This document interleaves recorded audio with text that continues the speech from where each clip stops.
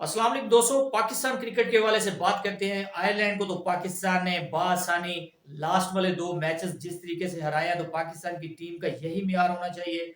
इसी तरीके की पाकिस्तान को क्रिकेट खेलनी चाहिए थी। पहला मैच भी पाकिस्तान ने जो लूज किया है, बहुत ही तनकीद का निशाना किया मीडिया पर भी, और एक्स क्रिकेटर ने भी बाबर आजम को, टीम मैनेजमेंट को और पाकिस्तान की टीम को।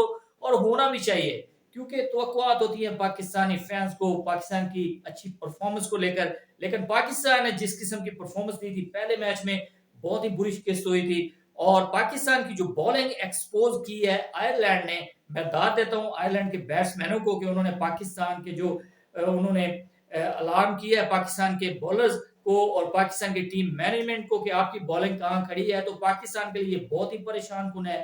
दौरा इंग्लैंड पाकिस्तान के लिए बहुत ही टफ हो सकता है बॉलिंग के लिहाज से।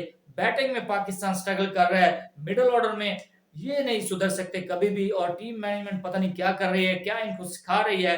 और खास तौर पर रमीज राजा ने बहुत ही तनकीद की है साइम अयूब को लेकर।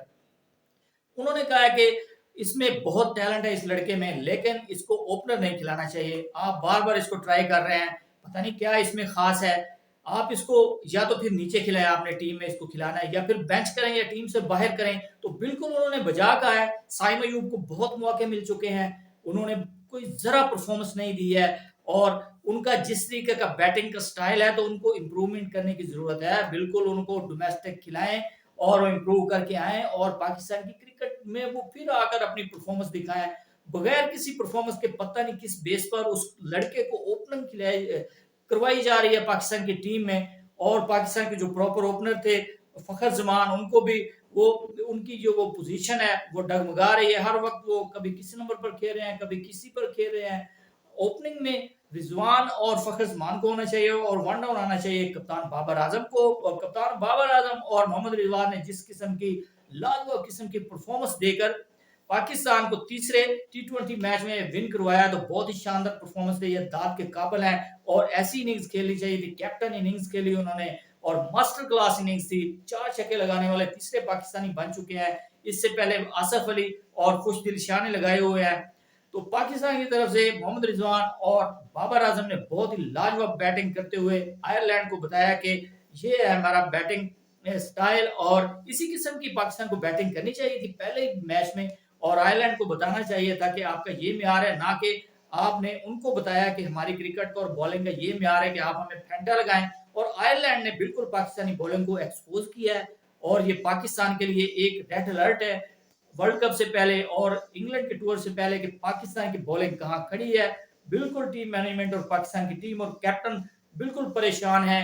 तो मोहम्मद आमिर की भी बॉलिंग कुछ खास नहीं थी, और कप्तान शहनशाह अफरीदी एक ओवर अच्छा करते हैं और दूसरा बुरा कर जाते थे। और स्पिनिंग डिपार्टमेंट पाकिस्तान का वीक रहा। तो उसके अलावा मिडिल ऑर्डर पाकिस्तान का बिल्कुल ही फ्लॉप है, जैसा कि तीसरे मैच में आपके सामने है। और बाबर आजम और मोहम्मद रिजवान के आउट होने के बाद 2-3 लगातार विकेटें गिर गई, और सिर्फ 15 स्कोर चाहिए थे। तो पाकिस्तान को अपने मिडिल ऑर्डर को मजबूत करने की जरूरत है। और इंग्लैंड का जो टूर आ रहा है, तो वो आयरलैंड नहीं है, बहुत ही टफ टूर हो सकता है। पाकिस्तान को अच्छी फॉर्म दिखाना पड़ेगी बॉलिंग में, बैटिंग में, और कप्तानी खास तौर पर बाबर आजम की इसमें वाजे नजर आनी चाहिए कि आप एक अच्छे कप्तान हैं। और आपकी कप्तानी जो इस वक्त आपकी जो जितनी भी स्किल्स हैं कप्तानी में, आपको उसको उनको यूटिलाइज करके इंग्लैंड को शिकस्त देंगे, तो पता चलेगा कि पाकिस्तान की टीम कहां खड़ी है और वर्ल्ड कप की तैयारियां आपकी किस हद तक कंप्लीट हैं। तो पाकिस्तान की जो टीम का आयरलैंड के टूर पर जो हाल था, तो मेरे ख्याल में बॉलिंग के लिहाज से बहुत ही पतला था। तो पाकिस्तान की टीम को बहुत सारी इंप्रूवमेंट करने की जरूरत है। जी दोस्तों, तो अब तक के लिए इतना ही। मजीद स्पोर्ट्स अपडेट के लिए चैनल को सब्सक्राइब करना ना भूलिएगा। अल्लाह हाफिज।